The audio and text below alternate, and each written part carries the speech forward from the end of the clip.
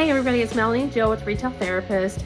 I just got back from our Romanian friend. She has the high-end, mostly vintage, a few antiques here and there, but she is a buyer extraordinaire. She can find the most amazing stuff. Remember we did a hard goods haul a few weeks ago? Well, that was all her stuff. So we talked to her today about consigning just a few things here and there on a more longer term basis instead of just like picking up a few things. So let me show you what we brought home today. So we're starting off slow with her. We just picked up a few things, not a whole lot, just some small interesting things that we thought might do well. And we're gonna start over here. Okay, we normally don't do clear glass, and we normally don't do bells. But these are a little different. These are all Arco Rock, and they're kind of fun and cool. So if I can find it, there it is for you guys. So we're gonna put like items together. We've got these seashells with the fish. We've got the cabbage. Cabbage, for some reason, you wouldn't think so, but cabbage in almost any maker or pattern does pretty well, especially the, I think it's called Bordello Pinheiro in the green ceramic. If you see that, always pick it up. This is Arco Rock. There's 3 of these swirls. We'll keep those together. These are 3 the same size, but different pattern. This was probably originally a set of 4, but it should still be okay because Arco Rock just kind of has a way of being okay. So this is a big swirl salad bowl. This is a Fenton, hand painted. It is iridescent. I don't know that you would necessarily want to call it carnival glass, but you can see it's signed. It is also numbered there on the inside. So it's a little bit more, and it's a Christmas theme with the holly. It's a little bit more than just a normal decorative bell. This thing over here, even though we have researched these pieces, I couldn't figure it out. If anybody knows this symbol here, and let me tell you, to touch this is to love it. The craftsmanship is impeccable. It is so smooth, and the symmetry is just like so on point. I can't believe it. Okay, we usually do really well with these hand-carved busts. These are on the small side.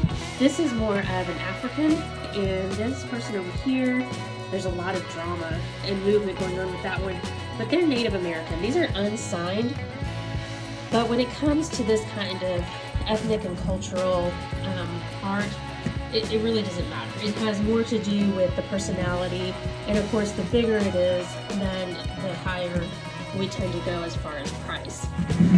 This is pretty amazing. Vintage Moriage Dragonware.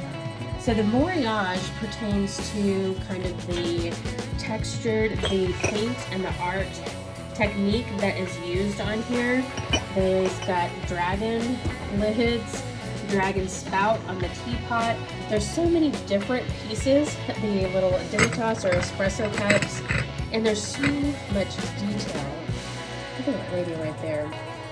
So there are different stamps. The majority of them, it's even a creamer and a sugar, the majority of them have the Nippon stamp, but what we learned is that Nippon just stands for Japan. So it's not necessarily the maker Nippon.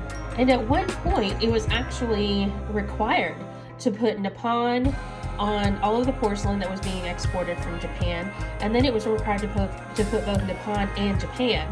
So it could be, several different makers that are the Moriage Dragonware.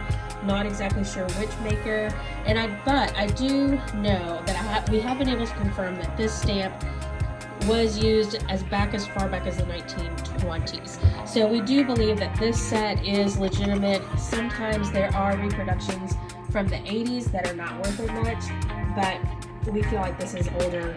It's in great shape. There was one teacup that has a chip. Other than that, there's some interesting pieces, also the vase and this rectangular piece. So this should do pretty well. We're probably gonna list it all together, and we'll probably list it somewhere between $700 and $900, I'm guessing. So that's what we started off with our little, I say little, she is rather petite, but with our Romanian friend, and we'll just see how it goes. We'll keep you guys posted. Okay, so we'll be researching these and getting these up. But in the meantime, if there's anything here that you see that you like, feel free to email us at retailtherapist with 2 L's at gmail.com. Also, we thank you so much, and we'll see you next time. Be sure you like and subscribe. Bye-bye.